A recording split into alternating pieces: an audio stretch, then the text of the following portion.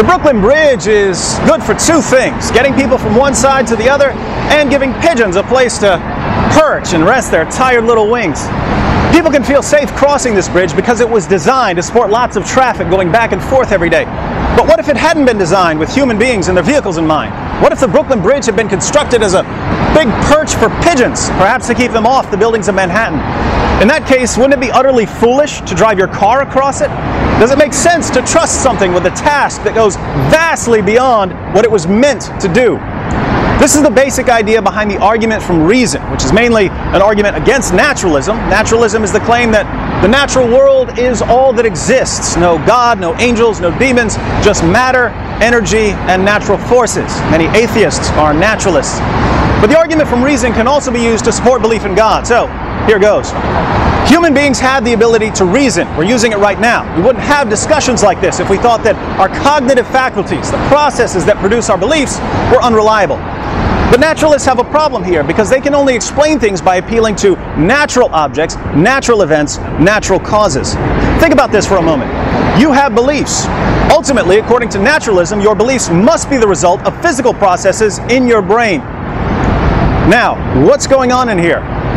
Particles in motion, chemical reactions, neurons firing, it's all physical, governed by laws of nature, not by commitment to truth.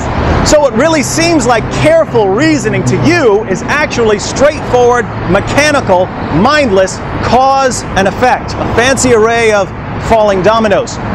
Illusions aside, then, you arrive at your beliefs via a process that has absolutely nothing to do with whether those beliefs are true or false. Chemicals couldn't conceivably care less. So if naturalism is true, what sense does it make to trust our reasoning ability or our beliefs or even our belief in naturalism? Not a bunch. But it gets worse. How did we acquire our reasoning ability, according to the naturalist? Human beings obtained the ability to reason through the creative powers of evolution, natural selection acting on random mutation. Obviously, the random mutation part isn't going to fill us with a tremendous degree of confidence, so the question is whether we can count on our good friend, natural selection, to sift through all the intellectually deficient mutant traits, leaving us with a reliable belief-forming mutant trait. Here you might want to pull out your Biology 101 textbooks. Does natural selection favor philosophical insight? Mathematical skill?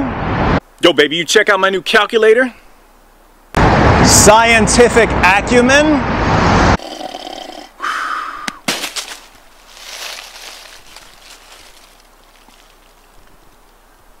Stupid apple!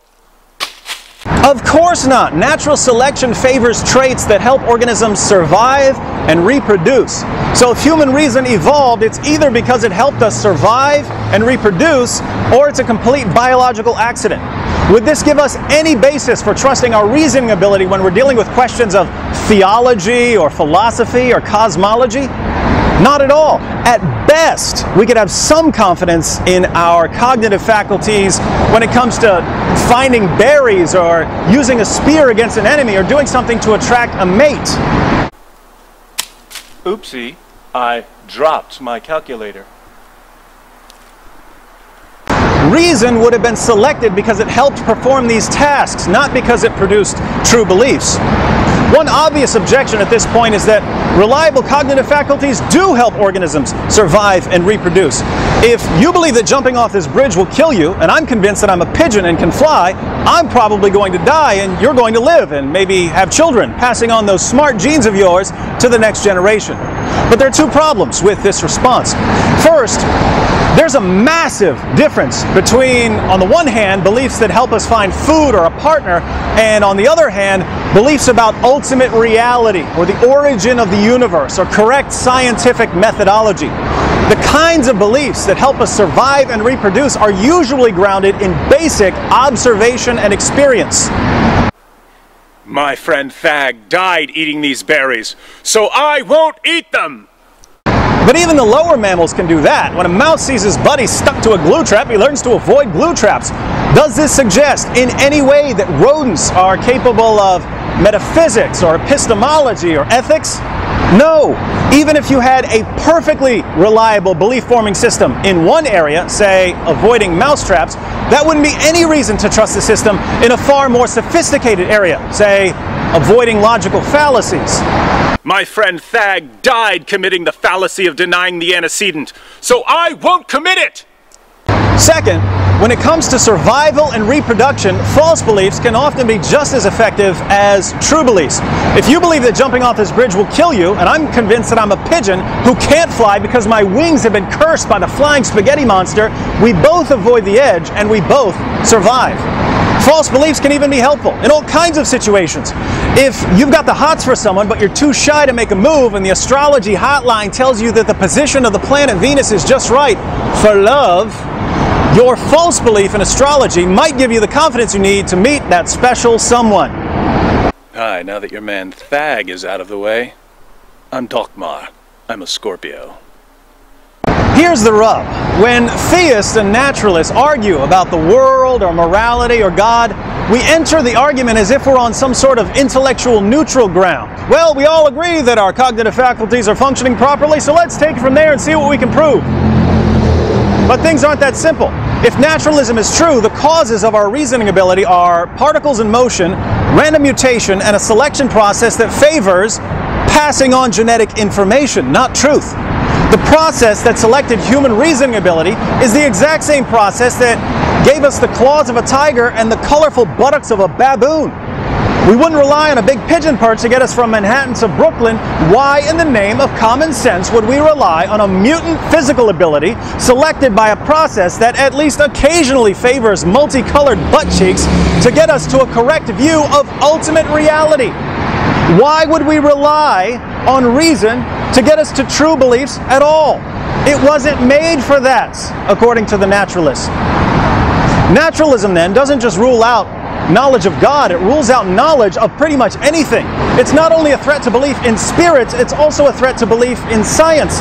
And I have to ask, since you naturalists tell me there's no afterlife, what happens when you commit intellectual suicide?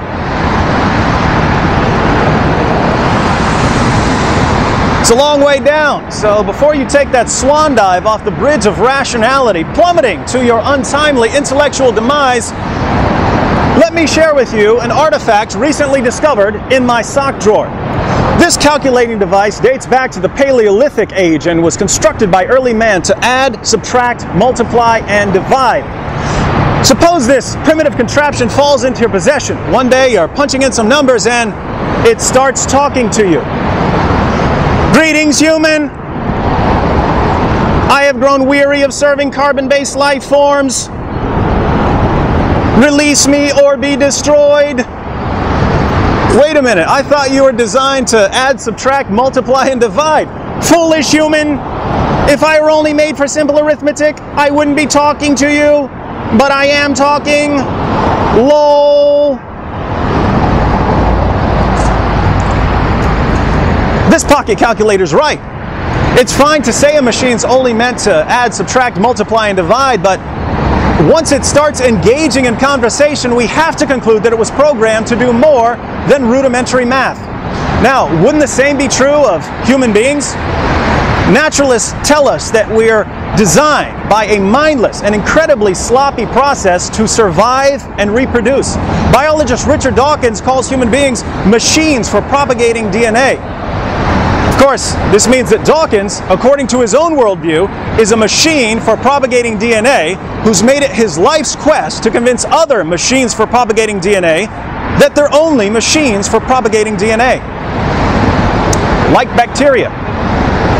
Notice that Dawkins finds his work incredibly meaningful. It's good for DNA propagating machines to have true beliefs rather than false beliefs. So we have moral values and a moral law. Dawkins argues for his position. Poorly, but he argues for it, demonstrating his belief in laws of logic, in the mind's access to these laws, and the mind's ability to follow chains of reason. Dawkins appeals to biology to support his case, presupposing our unique ability to self-reflect and to scrutinize our own natures scientifically. The naturalist looks at all of this and says, "Oh, happy accident! Chance hath poured forth her bounty." But we've already seen that this sort of blind faith in naturalism completely undermines any confidence in our human reasoning ability, and therefore undermines any confidence in what reason produces, namely our beliefs, including our belief in naturalism. So if we take naturalism seriously, we can't take naturalism seriously. Behold the incredible self-destructing worldview. There is an alternative, however. Christians believe we are created in the image of God with the ability to learn about everything up to and including our Creator. Does this give us a basis for trusting our reasoning ability? Absolutely. Our cognitive faculties aren't simply the product of natural selection acting on random mutation, and they serve a greater purpose than finding food. In other words, our ability to reason about ourselves and the world and God makes perfect sense on my worldview, but it makes no sense on naturalism. We can continue arguing about the existence of God all day long then, but a little reflection shows that in arguing about anything, we've already come down on the side of theism. Of course, you naturalists are free to suppress the truth. You can continue pretending that your worldview allows things like logical laws or objective moral values or reliable cognitive faculties. You can keep borrowing beliefs and concepts from my worldview that your own worldview just can't support. You can even go on using your mutant berry finding ability to convince yourselves that the natural world is all that exists. But if you really buy that, I've got a lovely bridge I'd like to sell you.